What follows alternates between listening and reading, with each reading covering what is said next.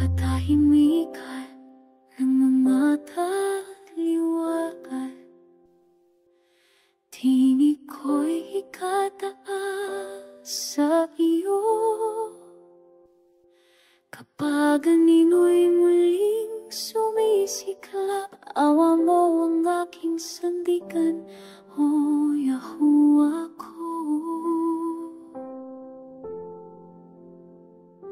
Ikaw ang lakas sa aking kahinaan, kapayapaan sa gitna ng unos.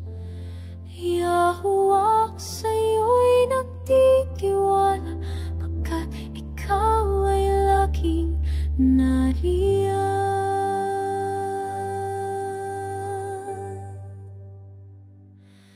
Yahuwah, aking kalasagan at tagapagligtas, takpan mo ako ng iyong banal na lakas.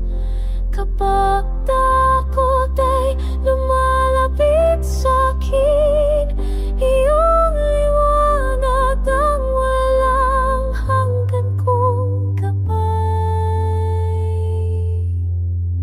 Kapag panganib ay nasa aking daan, bersa'y sandyang namigay ng kapayapaan.